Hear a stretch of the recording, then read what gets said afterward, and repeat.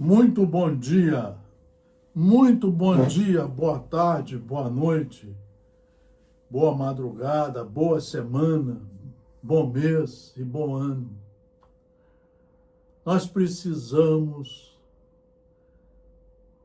tomar uma atitude íntima de lavar o vaso da alma, tirar os lixos, as ferrugens, os maus pensamentos, lavar a mente e o coração e implantar na nossa mente e no nosso coração Jesus Cristo, estudado, compreendido, entendido, decodificado, assimilar os seus ensinos pedagogicamente, quer dizer, com a vontade de aprender. Só aprende quem é humilde, simples, quem reconhece que não sabe nada ainda. E começar a plantar essas sementes aqui dentro, para que daqui saia luz, para daqui sair só o direito, a paz, a honestidade, o respeito a tudo e a todos, a confraternização, a brandura, a pacificação. Vamos ler aqui no nosso núcleo de estudos espíritas e jurídicos, Gesiel, desde 1968, funcionando ininterruptamente. Vamos ler uma mensagem de Emmanuel no livro Missionários da Luz, da coletânea de André Luiz, através de Francisco Cândido Xavier. Foi escrito em 13 de maio de 1945, quando terminava a Segunda Guerra Mundial. E nós ainda estamos em guerras, umas bem visíveis, outras dentro de nós, não visíveis. O que mais tem hoje na medicina é a ansiedade, o nervosismo, a falta de paciência, a falta de solidariedade, a intolerância, as brigas, os maus emburramentos, os suicídios, a bebida, a troca, a adesão às drogas como a bebida.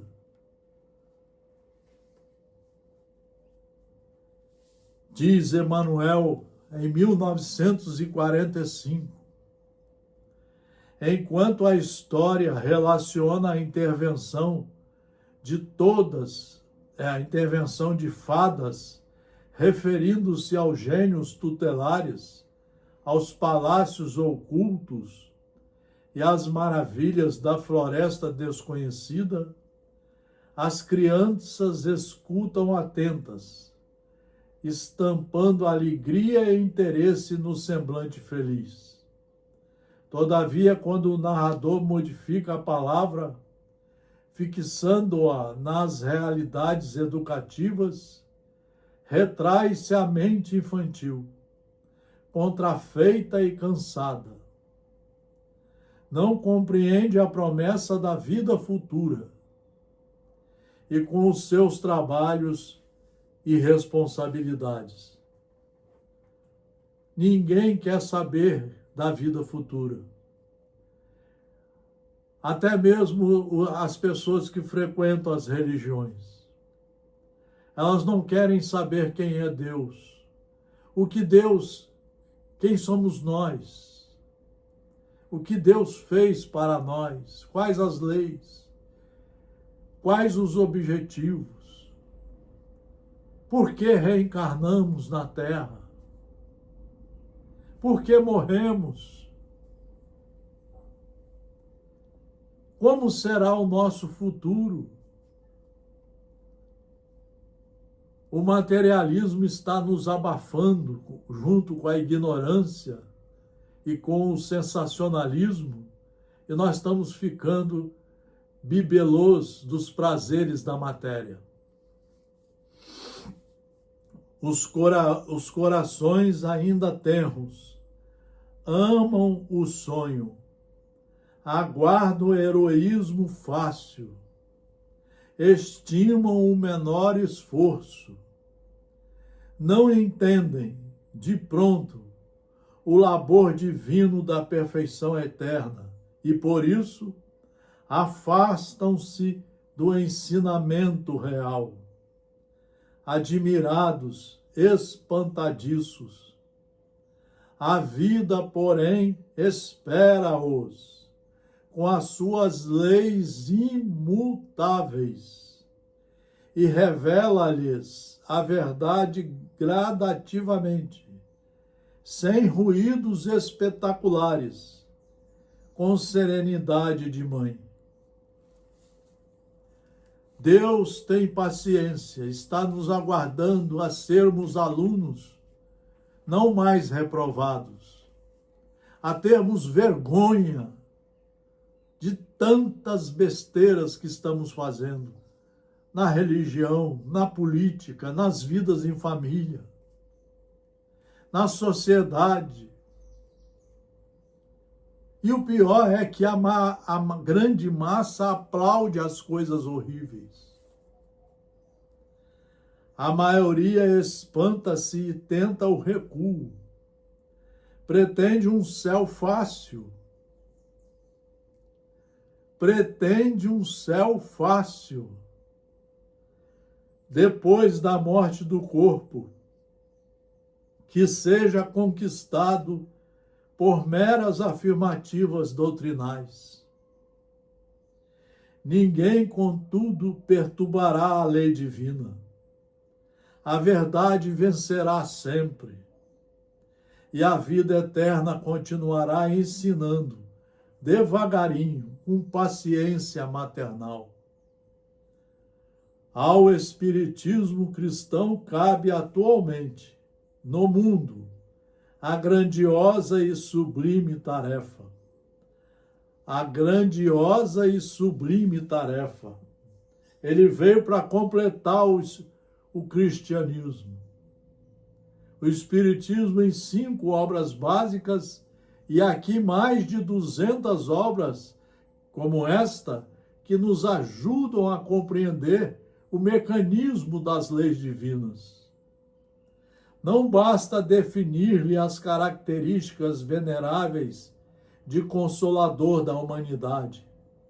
É preciso também revelar-lhe a feição de movimento libertador de consciências e corações.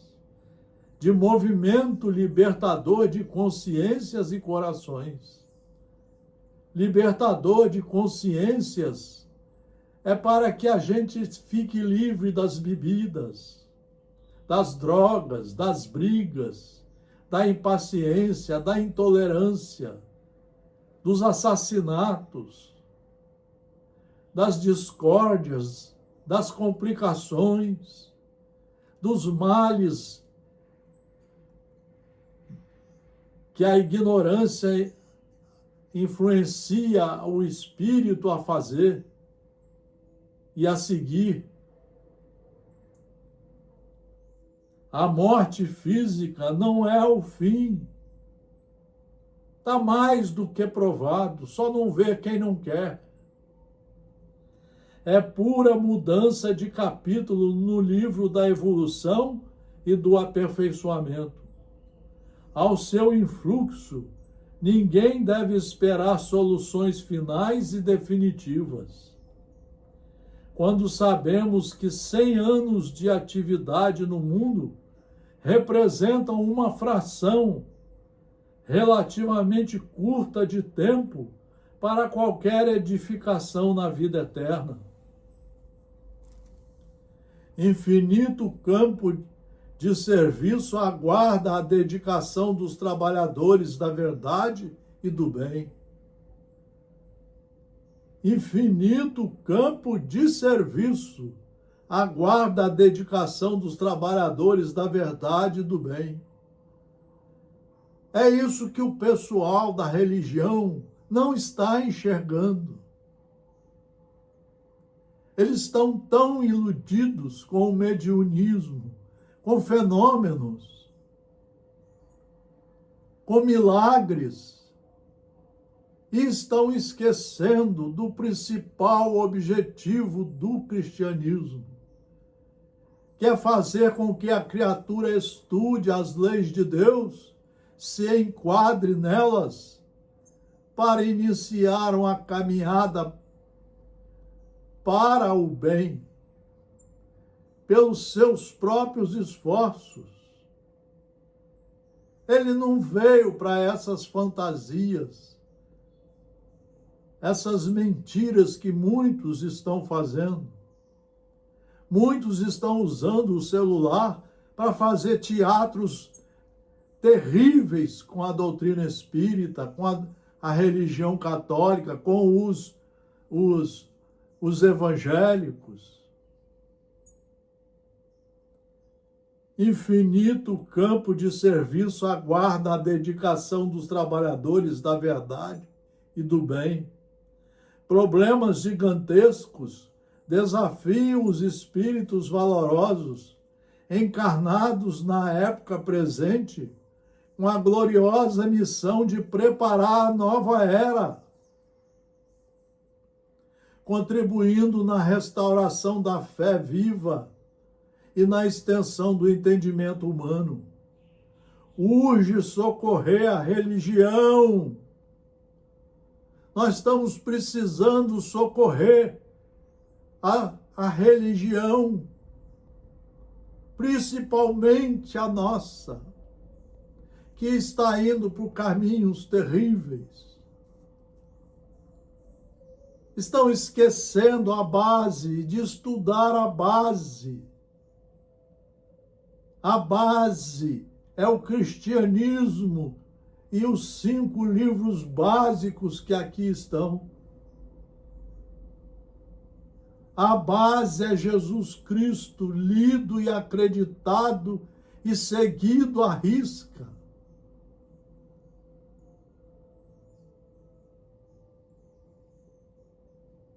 Urge socorrer a religião, sepultada nos arquivos teológicos dos templos de pedra, e amparar a ciência, transformada em gênio satânico da destruição.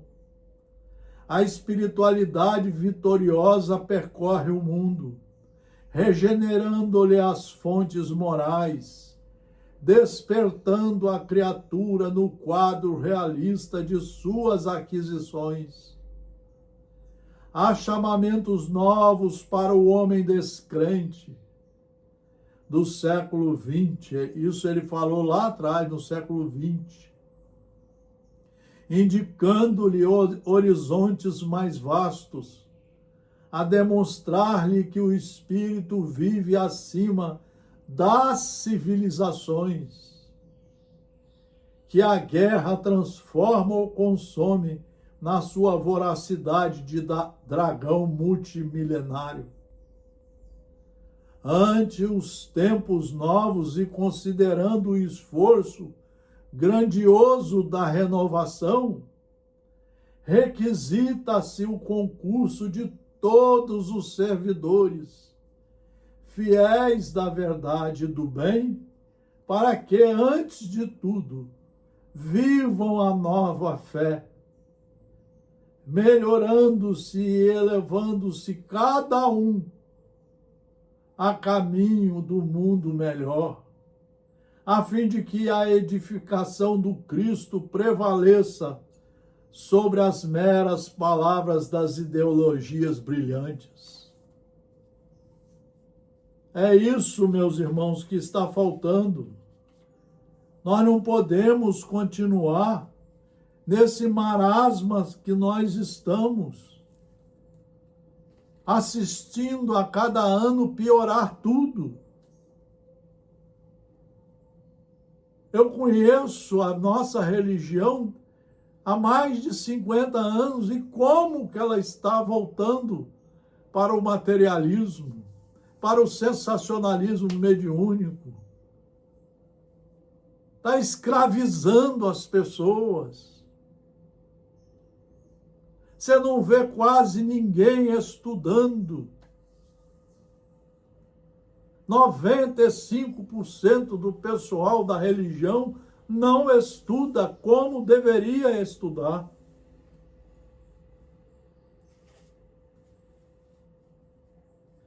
E por que que eles fazem isso? Pela ignorância, pelo materialismo que está cada vez mais adentrando em nossas mentes, em nossas casas, em nossas religiões.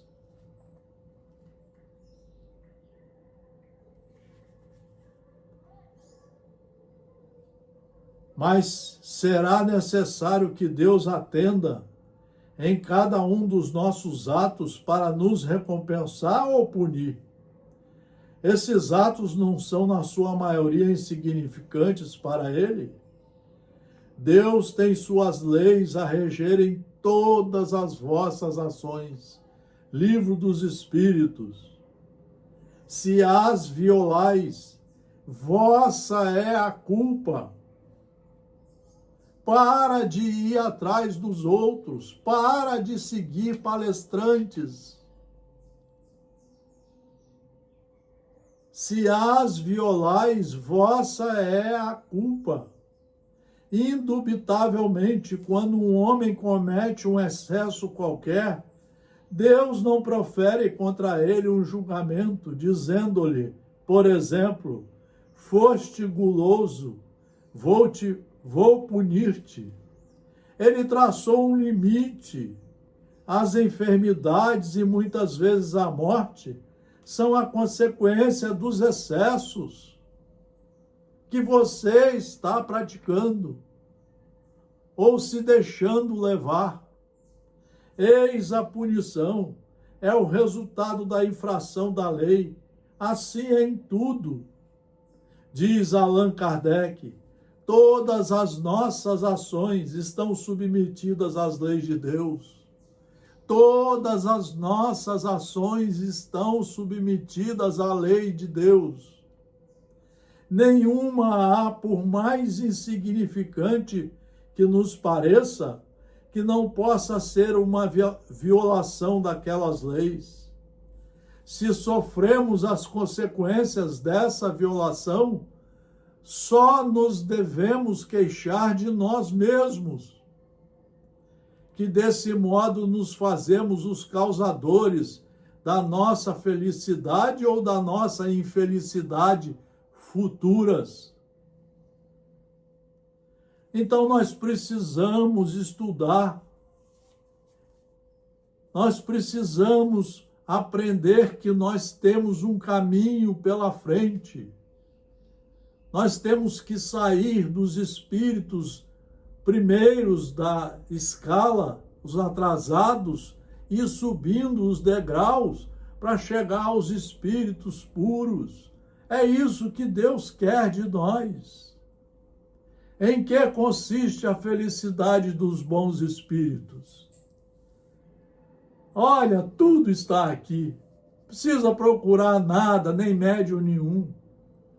Em que consiste a felicidade dos bons espíritos? Em conhecerem todas as coisas, em não sentirem ódio, nem ciúme, nem inveja, nem ambição, sem qualquer das paixões, nem qualquer das paixões que ocasionam a desgraça dos homens. O amor que os une lhes é fonte de suprema felicidade. Não experimentam as necessidades, nem os sofrimentos, nem as angústias da vida material.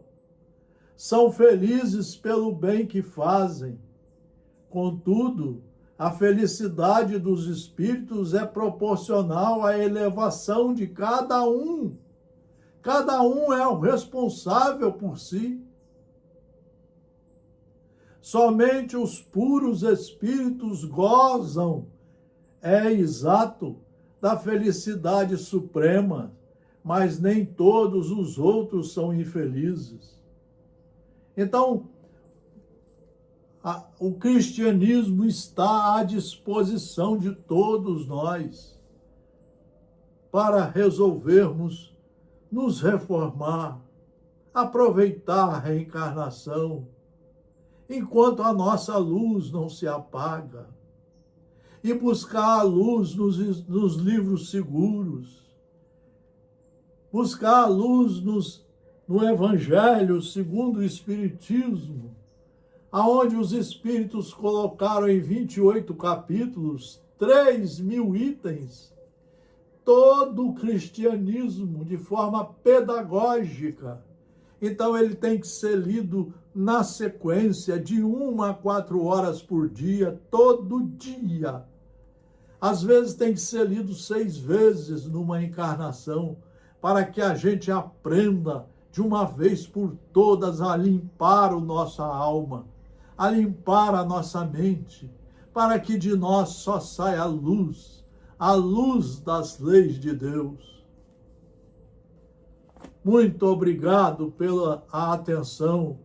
Todos os nossos trabalhos no YouTube, no Instagram e no Facebook, estamos aqui estudando e procurando fomentar o estudo nos nossos irmãos de caminhada. Essa é a tarefa primordial do Núcleo de Estudos Espíritas e Jurídicos, GESIEL, desde 1968, no trabalho contínuo, ininterrupto, de estudar e de fomentar o estudo. Muito obrigado pela atenção. Abraço fraternal a todos os senhores e senhoras.